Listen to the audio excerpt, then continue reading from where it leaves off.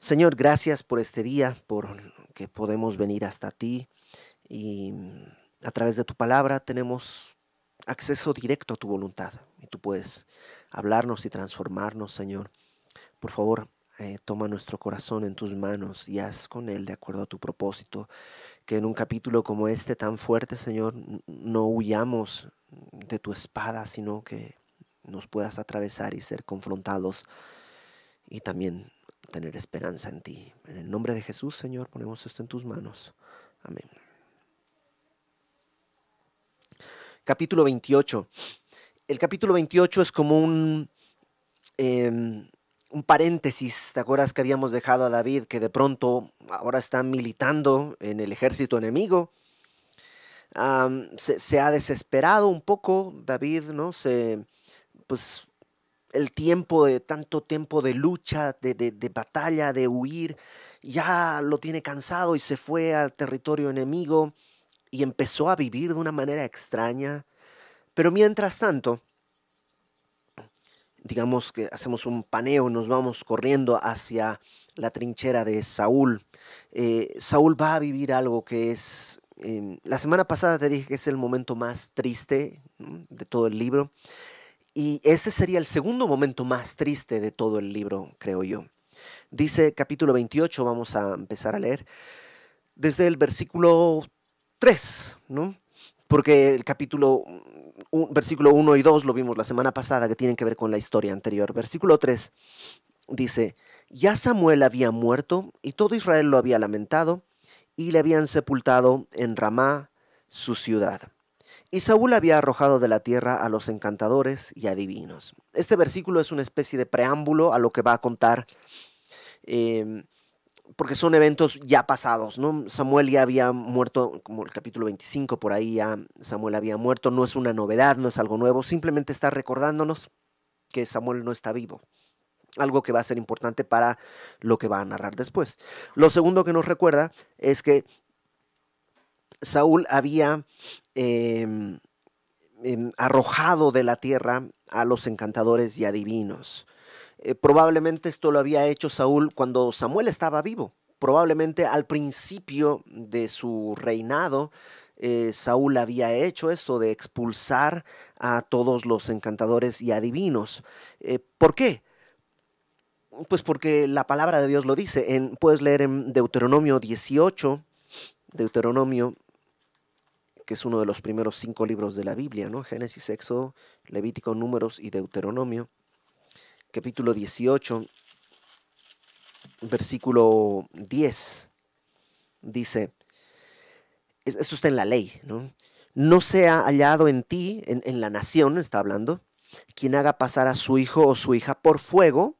Este es un pecado muy serio, este, sacrificar a tu hijo en pro de la idolatría a algún ídolo. En aquella época uno de ellos era Moloch, que era como el dios de la prosperidad, y pues a tu primogénito lo quemabas, sus manos se calentaban al rojo vivo de este ídolo y ahí ponías al niño y uno dice, eso es de bárbaros. Bueno, lo mismo el día de hoy se hace en, en, en el aborto, ¿no? Estás sacrificando a tu hijo en pro de tu prosperidad y se hace, de hecho, se considera el día de hoy un derecho, ¿no?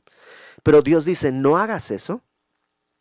Pero paralelo a eso dice, ni quien practique adivinación, ni agorero, ni sortílego, ni hechicero, ni encantador, ni adivino, ni mago, ni quien consulte a los muertos. ¿Por qué? Versículo 12, porque es abominación para con Jehová cualquiera que hace estas cosas, y por estas abominaciones Jehová Dios echa estas naciones de delante de ti. O sea, las naciones que estaban en la tierra prometida practicaban esto. Y Dios les había dado tiempo para arrepentirse. Y ahora va a usar a Israel para traer juicio y expulsando a estas naciones está juzgando a estas prácticas. Ahora le dice al pueblo, ustedes no caigan en eso mismo, porque pues es la razón por la que, o parte de las razones por las que Dios ha juzgado a ese pueblo. Pero uno se pregunta, ¿pero por qué? ¿Qué malo tiene? O sea, ¿por qué Dios va a querer? O sea, ¿está peleado? ¿No quiere competencia? ¿O qué? Básicamente, los encantadores y los adivinos son el esfuerzo humano, o espiritista, no espiritual, sino espiritista, de querer controlar las cosas que no están en nuestro control. El futuro no está en nuestro control. ¿Qué es lo que hace un adivino? Trata de decirte cómo controlar el futuro. No, pues mira, te quieres casar, agarra y ponle pues esto a la chica que te gusta, o sea, toma un poco de jugo de limón a la luna llena y no sé, o sea, son hechizos y son encantamientos y adivinaciones, pero todo tiene esta base, querer controlar las cosas que no están en nuestro control, atraer dinero, atraer suerte y ese tipo de cosas que lo único que reflejan es falta de fe en Dios. Es creer que Dios no se va a encargar de esas cosas. Y dice Hebreos, capítulo 11, versículo 6, que hay muchas maneras de agradar a Dios, pero ninguna sin fe. Sin fe es imposible agradar a Dios. Entonces, para agradar a Dios yo tengo que confiar, tengo que creer en Él. Y este tipo de cosas de adivinación o de hechicería, lo que hacen es destruir la fe. Por eso Dios no las tolera. Lo malo es que a veces en la iglesia cristiana tomamos este tipo de asuntos, ¿no? Mira, tú para que te vaya bien tienes que leer 5 versículos en la mañana, te voy a dar 10 pasos para que tengas prosperidad, que es 5 pasos para... Es exactamente lo mismo. Es tratar de dominar, de manipular. O esto de tú decreta, confiesa, arrebata, grita y es tratar de manipular las circunstancias y las cosas que están en control de Dios. Siguen siendo este tipo de prácticas, un poco disimuladas, un poco más, ¿no? Más moralistas, un poco más, ¿cómo decirlo, no? Mejor vestidas, se ven bien en la iglesia, pero siguen siendo cosas que están desconfiando de la buena voluntad de Dios, ¿no? Dios me manda a trabajar para tener dinero, pero yo quiero brincar las cosas para manipularlo de modo que ahora voy a arrebatar, confesar y declarar en vez de salir y trabajar. Em, entonces, Saúl había sido obediente en algún momento y había dicho, ok, vamos a expulsar de la tierra encantadores y adivinos. Ahora sí, regresamos al presente, ¿no? Son dos cosas del pasado, la muerte de Saúl y este acto de Saúl, la muerte de Samuel, perdón, y este acto de Saúl de expulsar encantadores y adivinos. Ahora regresamos al momento en el que estamos y dice, se juntaron pues los filisteos y vinieron a acampar en Sunem y Saúl juntó a todo Israel y acamparon en Gilboa. Pues para nosotros esos lugares no quieren decir mucho, pero Sunem es una población que está justo al norte del valle de Jezreel. Y el valle de Jezreel es pues precisamente eso, es un valle. Es un pedazo de tierra plana, digamos, extensa, lo cual favorecía a los filisteos, porque si tú recuerdas, los filisteos, una de sus fortalezas es que tenían carros de guerra. Y pues en el llano sus carros podían correr con facilidad. Los israelitas no tenían eso. Es más, Dios les había dicho que no consigan, que confíen en Dios, que no tengan que confiar en su armamento. Y los israelitas, por naturaleza, eran más fuertes en las montañas más que en el llano. En el llano, pues los carros de guerra eran como tanques el día de hoy, o sea, podían arrasar, era un hombre con sus caballos en su carro y otro atrás, probablemente con flechas o con lanzas, y que iban pues muy rápido y eran letales. Entonces Saúl lo que hace es ver, dice versículo 5, cuando vio Saúl el campamento de los filisteos, tuvo miedo y se turbó su corazón en gran manera. Por supuesto, o sea, pasara lo que pasara, ellos estaban al borde del valle, los de los filisteos, y él estaba en Gilboa, que sí es una zona montañosa, pero la batalla se iba a tener que librar en medio, que era el valle de Jezreel. Y Saúl piensa, pues aquí nos van a hacer pedazos. De por sí, ha perdido todo el tiempo del mundo buscando a David en vez de proteger sus fronteras. ¿Cómo es que los filisteos han llegado tan adentro? Pues Saúl ha estado distraído tratando de establecer su trono tratando de matar a David, en vez de cumplir su tarea, que era proteger a Israel. Y entonces se espanta, olvidando que, que ya él ha vivido estas circunstancias. Él ya ha vivido momentos en los que, digamos que las estadísticas no estaban a su favor, pero Dios, en su misericordia, le ha dado la victoria a él o a alguno de sus soldados para que Israel salga victorioso. Desde Goliat hasta muchísimos otros momentos. Saúl está caminando por vista. Ya tiene tiempo que él está viendo solo lo que se ve. Acá, Pablo nos dice que pongamos los ojos no en las cosas que se ven porque son temporales, sino en las que no se ven porque son eternas. Pero Saúl está evidentemente pues mirando solo lo de la tierra. Versículo 6, ¿y qué es lo que hace? Lo que cualquier persona pues sensata haría. Consultó Saúl a Jehová. Eso es lo sensato. Pero Jehová no le respondió ni por sueños, ni por Urim, ni por profetas. Y cuando lees esto, a lo mejor dices, ¡ah! A veces Dios no te quiere contestar. Sí y no. ¿Por qué? Porque Saúl está consultando a Jehová, sí y no. Saúl quiere salir del aprieto. No quiere conocer la voluntad de Dios, quiere salir del aprieto. Es como un par de novios que de pronto, eh, pues antes de casarse, tienen una vida íntima y ahora ella está embarazada y ahora vamos a orar a ver qué tenemos que hacer. O sea, pues como que en realidad quieren salir del aprieto, quieren salir del problema en que se han metido. Saúl está buscando consultar a Dios, pero no quiere escucharle porque Dios ya le dijo, Saúl, tú ya no eres más rey, he escogido a uno que es mejor que tú. Lo que Saúl debió haber hecho hace años es haber dicho, Señor, me parece que es David. Confírmame, si es David el que tú has elegido, entonces avísame para que yo prepare todo y él tome el trono en el momento en que tú lo digas. Eso es lo que debería haber hecho. En vez de eso, ok, has elegido a David, pues lo siento, entonces lo voy a matar y no podrás. Y así voy a hacer con cada uno que elijas. Y lo ha perseguido. Entonces Saúl está buscando a Dios, pero en realidad no quiere nada de Dios. Y por eso Dios no habla. Y muchas veces Dios pensamos no me contesta, cuando en realidad Dios está contestando. Dios está diciendo, ya te dije.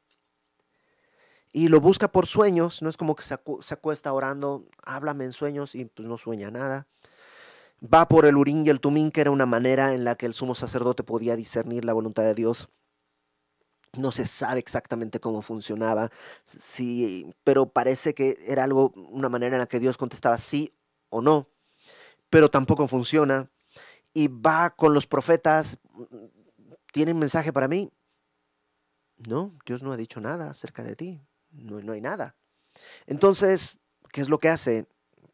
Pues para que veamos que realmente no estaba buscando al Señor, sino una respuesta.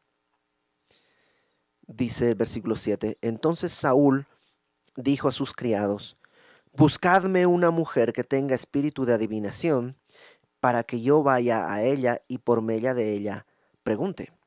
Y sus criados le respondieron, he aquí hay una mujer en Endor que tiene espíritu de adivinación. Por eso era importante esta nota que nos dijeron antes que Saúl había expulsado. Porque si bien había hecho lo correcto, en realidad conocer lo que es malo, despreciar lo que es malo, no quiere decir seguir lo bueno. Saúl había hecho eso, pero tal vez ni siquiera él estaba convencido. Bueno, pues Dios pide eso, pues al final de cuentas, pues ya ni pagan impuestos, entonces los vamos a sacar. Como que en realidad nunca entendió qué era lo que Dios quería. No hubo un deseo de agradar a Dios, sino en el mejor de los casos, pues un deseo para que Dios no esté molestando y no, o sea, ya que no tenga nada de qué acusarme. Quiere sacarse a Dios de encima. Porque ahora busca una adivina. Y busca, otra vez, Saúl está buscando respuestas, pero a veces, ¿cómo decirlo?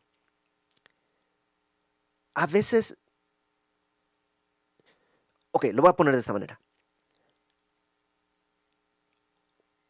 Oramos no para tener respuestas, sino porque la oración es la respuesta ante nuestro problema.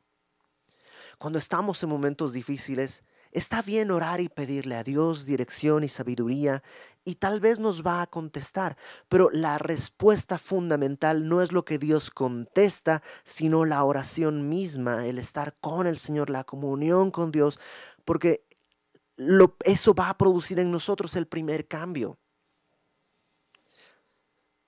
Hay gente que dice, pues no sé, voy a buscar qué es lo que Dios me dice, ¿no? Y abre la Biblia y donde caiga el dedo. Eso es buscar una respuesta, no buscar una comunión con Dios. Es como cuando se descompone, bueno, el día de hoy ya no aparecen cosas, ¿no? Pero antes los objetos venían con manuales y pues se descompuso. ¿Qué? Vamos a ver el manual, fallas más y buscabas ahí. Pum, ¿qué es lo que estás haciendo? No buscas una relación con tu aparato, ¿no? Con tu televisión o con, ¿no? Lo que sea, sino buscas resolver el problema, que te sirva, que te sea útil. Y eso es lo que está buscando Saúl. Quiere que sea útil Dios y quiere saber una respuesta. No me la da Dios, pues vamos a buscarla por otro lado. Lo que él quiere es una respuesta. Y va y dicen, hay una bruja que está, se conoce la bruja de Endor, es una adivina, probablemente es lo que llamaríamos una medium, ¿no? Alguien a través de la cual se consulta cosas. Y esta vive en Endor. ¿Sabes qué es lo curioso? Que Endor está al norte de Sunem, donde están los filisteos. O sea, está, digamos, aquí está Saúl en Gilboa, aquí está Sunem al norte, y Endor está aquí arriba. Entonces, para ir a Endor tiene que dar toda una vuelta o atravesar el campamento de los filisteos o lo que sea, pero está arriesgándose inútilmente porque piensa que ahí están las respuestas.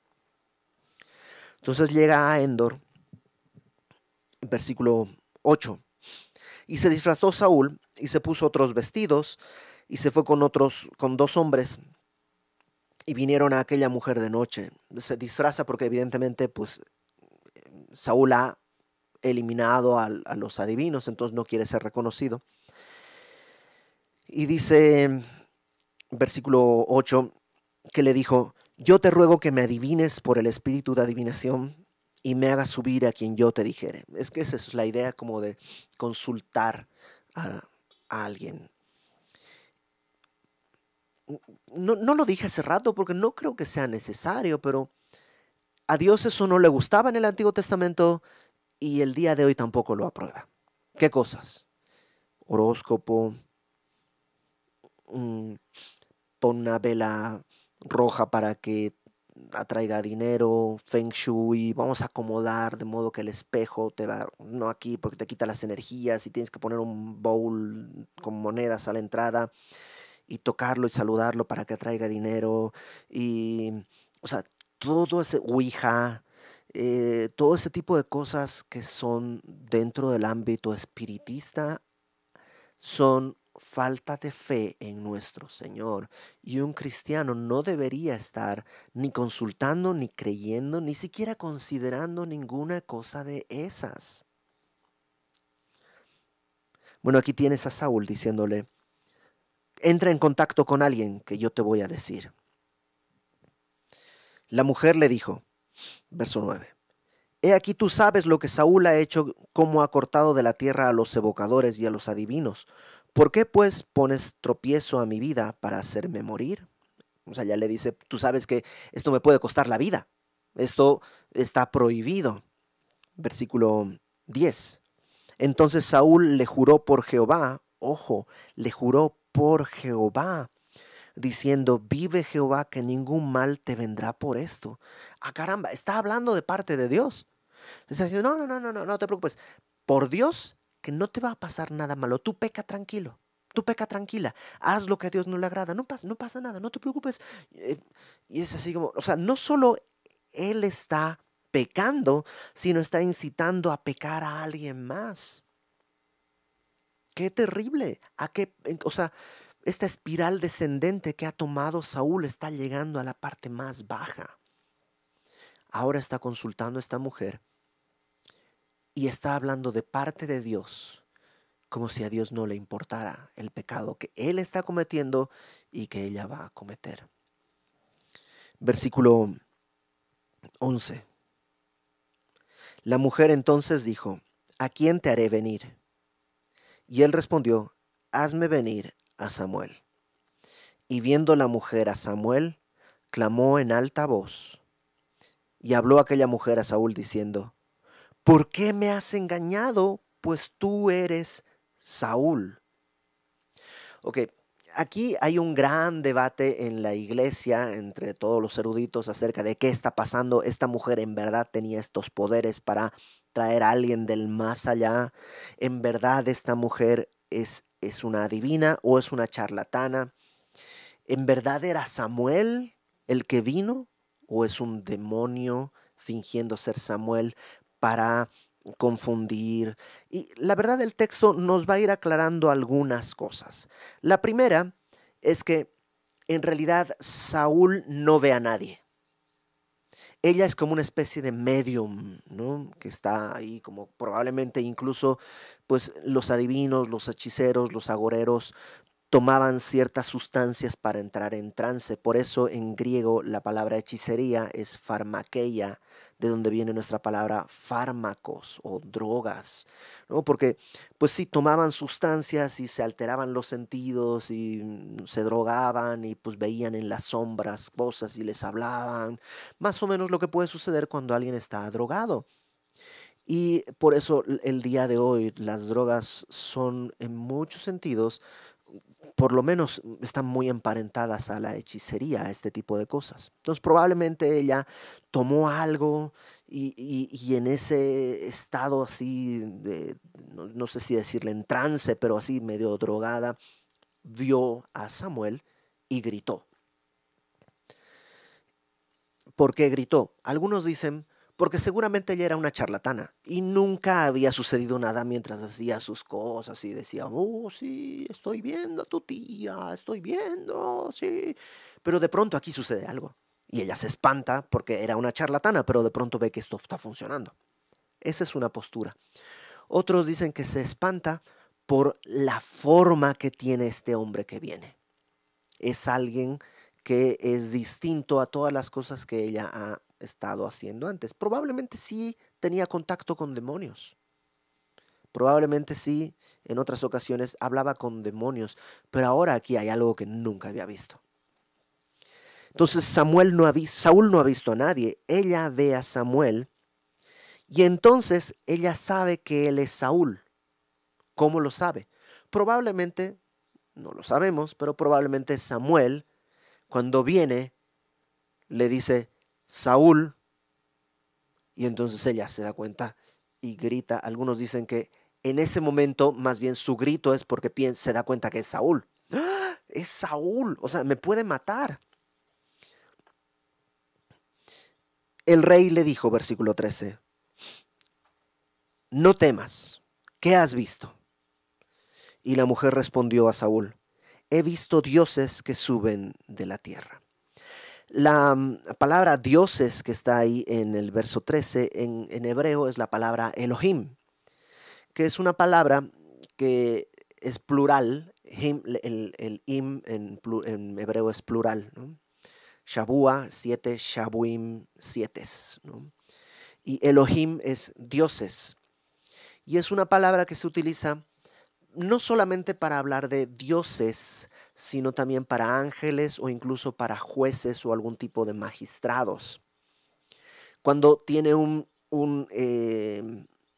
aunque es plural, a veces se le pone un artículo singular, como el Elohim, digamos, como el dioses, y hace referencia al Dios verdadero, a Dios, a- a Dios Jehová, pero en plural, ¿no? De alguna manera describiendo la Trinidad, que es tres, pero es uno, por eso es dioses.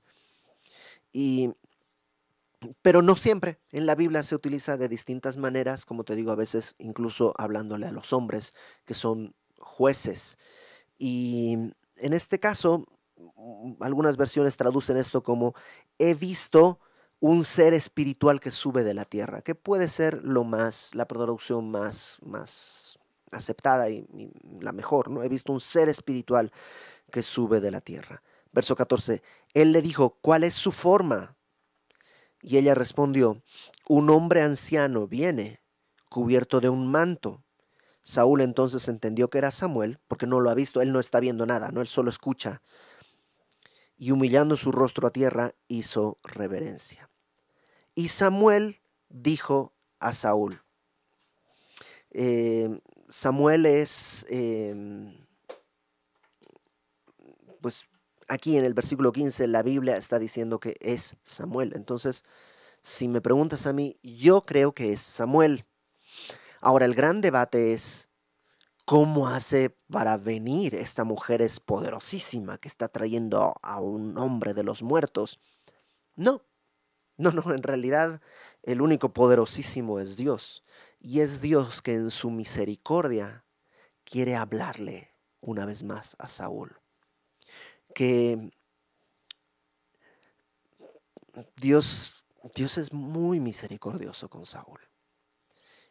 No puede ser un demonio que viene para darle un mensaje a Saúl fingiendo ser Samuel. No creo por el mensaje que le va a dar. No creo que sea un demonio. Yo creo que Dios es quien toma a Samuel y lo presenta. Porque curiosamente en el capítulo 1 del primer libro de Samuel, cuando te acuerdas que es la mamá de Samuel está orando y dando gracias a Dios porque quedó embarazada o le han dado la profecía y va a dar a luz y todo esto. En el capítulo 2, versículo 6, en este acto de alabanza, dice 2:6, 1 Samuel 2:6, Jehová mata y él da vida. Él hace descender al Seol y hace subir. Curioso que justo hubo esta profecía y que se cumple en Samuel mismo. Entonces yo creo que es Samuel. Ahora, ¿dónde estaba Samuel y cómo vino y todo eso? Dame un segundito, ahorita entramos a eso. Dice versículo 15. Y Samuel dijo a Saúl, ¿por qué me has inquietado haciéndome venir? Bueno, inquietar es como molestar. Evidentemente Saúl estaba en un buen lugar. Samuel estaba en un lugar, pues, bien, y está inquietado al tener que salir ahí. ¿Dónde estaba? Bueno, la Biblia no nos dice muchas cosas al respecto, pero en Lucas 16 hay una parábola. Bueno, perdón, no es una parábola, porque si quieres acompáñame en Lucas 16, versículo 19. Jesús narra esto, pero dice, había un hombre rico, Lucas 16, 19, que se vestía de púrpura y de lino fino y hacía cada día banquete con esplendidez. Había también un mendigo llamado Lázaro que estaba echado a la puerta de aquel, lleno de llagas, y ansiaba saciarse de las migajas que caían de la mesa del rico, y aun los perros venían y le lamían las llagas. Aconteció que murió el mendigo y fue llevado por los ángeles al seno de Abraham, y murió también el rico y fue sepultado. Y en el Hades alzó sus ojos, estando en tormentos, y vio de lejos a Abraham y a Lázaro en su seno. Y bueno, el resto léelo tú. Te lo voy a platicar nada más. Lo primero es que Jesús no dice, les narró una parábola, sino había. Entonces, para muchos eruditos, esto no es una parábola, sino es tal cual. Y algunos incluso piensan que seguramente eran dos personas que conocían los que están escuchando esto. Conocían quién era Lázaro y conocían quién era el rico. Y lo que Jesús narra es que murieron y ambos fueron al lugar de los muertos, al Hades o Seol. Es lo mismo, Hades o Seol. Seol es en hebreo, Hades es en griego. Fueron al lugar de los muertos, pero ese lugar de los muertos está como dividido en dos. Un lugar le llama el seno de Abraham, donde va el pobre, que está en paz. El otro lugar que no tiene nombre, solo Hades nada más, va el rico y, y está en tormento. E incluso dice, Abraham, padre Abraham, dile a Lázaro que moje su dedo en agua y me dé un poquito porque hay mucho tormento aquí. Y Abraham le dice, no hay manera de pasar de aquí a allá. O sea, del seno de Abraham al otro lugar o del otro lugar al seno de Abraham no pueden pasar. Y entonces le dice el rico, por favor, entonces manda a alguien allá arriba a que pues les diga, que le advierta a mi familia para que no vengan aquí. Y Abraham dice, tienen a Moisés y tienen a los profetas. No, pero es que no los escuchan a ellos. Si va alguien de acá, dice, no, si alguien se levanta a los muertos tampoco lo van a oír. Ok, ¿por qué esa escena? Porque entonces a ese mismo lugar, al seno de Abraham, habría ido Samuel. ¿Por qué? Porque todavía la cruz no había venido, los pecados no habían sido pagados y por tanto no tenemos acceso al Padre. Todos aquellos que murieron con fe fueron al seno de Abraham. Okay. No abundaremos más en eso, es tema de otro, harina de otro costal, así que simplemente Samuel estaba probablemente ahí, en el seno de Abraham, y es Dios, no la adivina de Endor, no Saúl, sino Dios mismo quien permite que Saúl vaya. Versículo 15 dice, Saúl respondió. ¿Por qué me has inquietado? Saúl respondió. Y fíjate en quién está pensando Saúl. Estoy muy angustiado, pues los filisteos pelean contra mí, y Dios se ha apartado de mí. Y no me responde más, ni por medio de profetas, ni por sueños. Por esto te he llamado para que me declares lo que tengo que hacer. ¿En quién está pensando Saúl? Pues en él mismo. Está completamente ensimismado. A él no le importa ni el pueblo. O sea, no es que el pueblo está invadiendo la tierra que Dios le dio a Israel. No, están peleando contra mí. Todo es contra mí. David está contra mí. Los filisteos están contra mí. Los israelitas están contra mí. Los profetas están contra mí. Dios está contra mí. Todos están contra mí. Yo no sé por qué todo el mundo me tiene tanta envidia.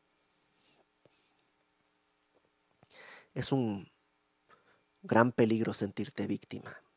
Es un gran peligro sentirte víctima. Porque una vez tomado ese camino, es muy difícil poner freno y regresar a la realidad. Saúl no quiere comunión con Dios.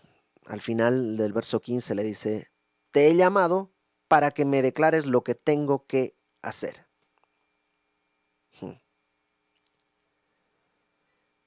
15 años han pasado del capítulo 15, cuando Dios le dijo a Saúl, ve, aniquila a Amalek y todo lo que tiene. Y Saúl guardó a Amalek y todo lo mejor del pueblo. Y cuando viene el profeta Samuel y le dice, ¿por qué has hecho esto? Ahora Dios te ha desechado. Lo que hace Saúl es decirle, no fui yo. El pueblo quiso guardar las cosas y eran para adorar a Dios. Samuel le dice, Dios ha quitado el reino tuyo y se lo ha dado a un prójimo tuyo mejor que tú. Entonces Saúl se cuelga del manto de Samuel y lo rasga. Y Samuel le dice, así como has rasgado, así se te ha quitado el manto.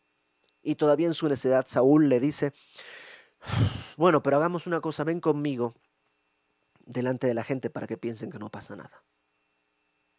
15 años han pasado de eso. Y todavía no entiende. Y a lo mejor piensa, pues ya pasó hace tanto tiempo, a Dios hasta ya se le ha debido olvidar o ya no le debe importar. Dicen, no, un dicho que no es bíblico es que el tiempo cura las heridas. Y de alguna manera es cierto en nuestro plano humano. Por misericordia de Dios, a veces se nos olvidan los dolores, los rencores y las cosas. Y el tiempo sí, de alguna manera cura, a veces, pero no con Dios. El tiempo para el Señor no es nada. El Señor no está sujeto al tiempo. Dios vive en la eternidad. Él no existe, no se mide por el tiempo. Por tanto, el tiempo no representa nada para Él. Y Saúl, a pesar del tiempo que para él ha sucedido y ha pasado y ha atravesado, no ha llegado a entenderlo. Entonces fíjate la respuesta de Samuel. Versículo 16. Entonces Samuel dijo, ¿y para qué me preguntas a mí? Si Jehová se ha apartado de ti y es tu enemigo. ¿Se había apartado Dios de Saúl? Sí, pero en realidad es Saúl quien ha rechazado a Dios. Verso 17. Jehová te ha hecho como dijo por medio de mí. ¿Te olvidaste? Sí han pasado 15 años para ti. Para Dios, no. ¿Te olvidaste lo que te dijo? Por medio de mí te dijo, Jehová ha quitado el reino de tu mano y lo ha dado a tu compañero, David. Como tú no obedeciste a la voz de Jehová ni cumpliste el ardor de su ira contra Amalec, por eso Jehová te ha hecho esto hoy. 15 años para arrepentirte. 15 años para entender y decir, esto es una locura. Si Dios ya le dio el reino a David, ¿por qué lo estoy persiguiendo? 15 años. Y llega este momento. Versículo 19. Jehová entregará a Israel también contigo en manos de los filisteos, y mañana estaréis conmigo tú y tus hijos. Y Jehová entregará también al ejército de Israel en mano de los filisteos. O sea, no solo es una gran pérdida para, para Saúl, perdón. Es una gran pérdida para todo el pueblo, es una gran derrota para, para el pueblo. Van a perder su ejército, van a perder ciudades, van a perder todo. Y mira la misericordia de Dios. Dios le está diciendo, mañana tú estarás, tú y tus hijos. Imagínate, o sea, tu conducta está arrastrando a tus hijos. Mañana tú y tus hijos estarán muertos. ¿Sabes qué es eso?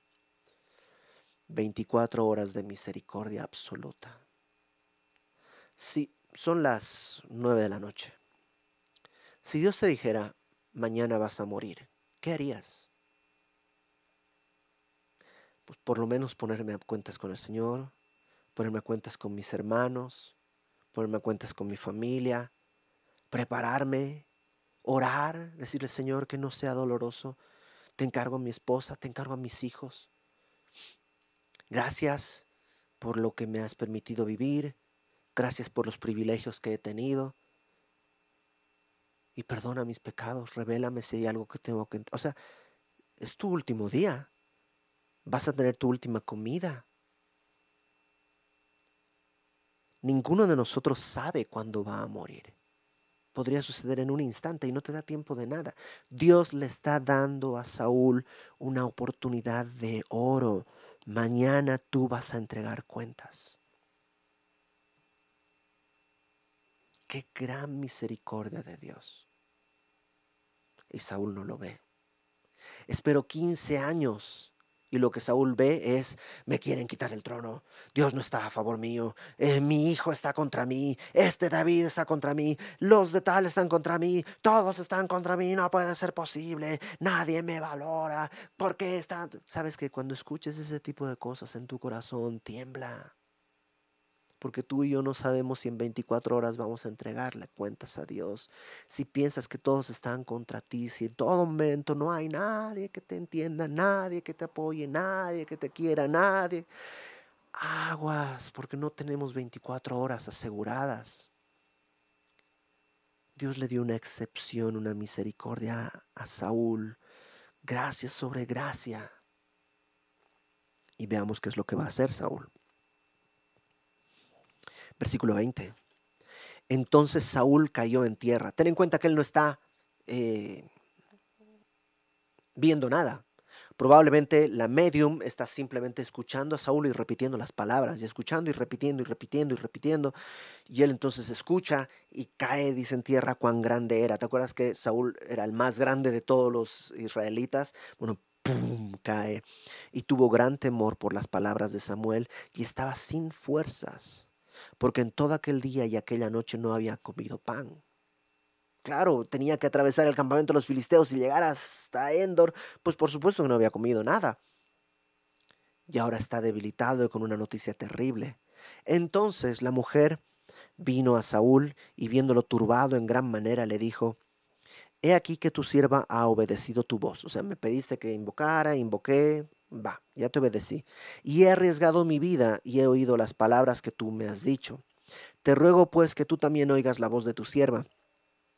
Pondré yo delante de ti un bocado de pan para que comas, a fin de que cobres fuerzas y sigas tu camino. Y él rehusó diciendo, no, no comeré. Pero porfiaron con él sus siervos juntamente con la mujer, y él les obedeció.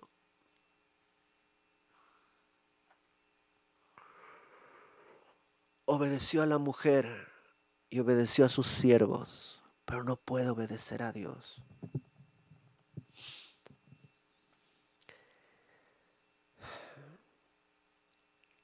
Cuando alguien pide consejería con pastor, normalmente un pastor no te va a decir qué hacer. Pues es peligroso que un pastor te diga qué hacer. Sí, haz esto, esto, esto, esto, a no ser que esté de una manera muy clara, pero en general un pastor lo que te va a decir es qué es lo que Dios te ha dicho y te va a dirigir qué es lo que Dios dice. Pero Saúl quería eso, dígame qué hacer, dígame qué hacer para obedecer, quiero obedecer, pero no quiero obedecer a Dios, quiere salir del problema. Y si no funciona, pues ya sé a quién echarle la culpa de que no funcionó lo que me dijiste. Y entonces no puede obedecer a Dios, pero obedece a esta mujer y a sus siervos. Y fíjate lo que dice. Se levantó pues del suelo y se sentó sobre una cama. Y aquella mujer tenía en su casa un ternero engordado. Saúl pudo haberle dicho, mujer, ¿tienes eso? ¿Cuánto cuesta? Déjame comprarlo. Te compro ese ternero. Voy a presentar un sacrificio delante de Dios para mostrar mi arrepentimiento, pedir misericordia. Tal vez Él tiene misericordia de mí y me alarga la vida. He pecado, voy a presentar un sacrificio. O sea, estaba ahí. En vez de eso, tenían un ternero engordado, el cual mató. Luego, tomó harina, la amasó, coció pan en ella, panes sin levadura, y lo trajo delante de Saúl y de sus siervos. Y después de haber comido, se levantaron y se fueron aquella noche. Y era una noche oscura. Era una noche muy oscura, no porque Dios había quitado la luz, sino porque Saúl estaba rehusando venir a la luz. Probablemente Dios no, el día de hoy no va a traer a Samuel o David o no sé, tal vez no va a traerlo así ante tus ojos y tal vez no va a usar un medium, ¿no? Tengo una amiga que siempre, ella como que se las daba de adivina y cosas así. Y cuando le preguntaban, ¿tú eres medium? Decía, no soy medium, soy small, ¿no? Y, y me acuerdo de eso porque pues el día de hoy la mayor parte de estas personas seguramente son charlatanes y los que no son charlatanes están aliados con el otro bando. Entonces probablemente Dios no va a traer eso, pero ¿sabes qué? Trae a Samuel en su palabra y trae a David y trae a Pedro y trae a José y trae a Ananías y Zafira y trae a todos estos para hablarte y recordarte lo que Dios ha dicho y lo que Dios quiere decir. Y es una necedad querer decirle, ok, Señor, dime qué hago para que ya resolvamos esto. Porque cuando llegas a ese punto, lo que estás buscando es la respuesta, olvidando que la respuesta es Dios mismo. ¿Conoces esa frase de Cristo tiene todas las respuestas? Entiendo por qué se la dice y aunque no soy muy fan de los clichés, la puedo comprender. Pero Cristo no tiene todas las respuestas, Él es la respuesta. En Él están escondidos los tesoros de la sabiduría. Nuestra, nuestra mayor necesidad no es de soluciones, nuestra mayor necesidad es de comunión, ir con Él. deleitarnos en Él, así no sepa qué hacer.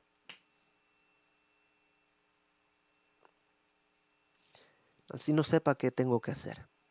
Solo sé que estuve con el Señor y Él estuvo conmigo. Él se encargará. Él tendrá el control porque Él ha dicho que todas las cosas están en sus manos. Que no nos pase esta noche oscura en la vida de Saúl, que cerró los ojos de tal manera que no alcanzó a ver los 15 años que Dios le dio de gracia y las 24 horas que añadió de gracia sobre gracia. En vez de eso, comió y se fue. Quería una respuesta, la tuvo y no la quiso escuchar. Vamos a orar. Señor, primeramente quisiéramos pedirte que nos guardes de tener un corazón que busca lo tuyo en vez de buscarte a ti. Danos, Señor, el día de hoy la lucidez para ver si estamos caminando como Saúl, ensimismados. Y gracias por traer a Samuel a nuestra mente a través de tu palabra y haberlo hecho, Señor, tantas veces a lo largo de este libro. Ayúdanos a escuchar, a recordar tu palabra, a obedecerte a ti, Señor, no a cualquier otra cosa. Y gracias porque el sacrificio perfecto ya fue entregado en la cruz. Ayúdanos a tener fe y a agradarte caminando, creyendo lo que tú has dicho. En el nombre de Jesús ponemos en tus manos, Señor, nuestra vida. Abre nuestros ojos. Abre nuestros ojos, Señor. Te lo pedimos por Cristo nuestro Salvador. Amén.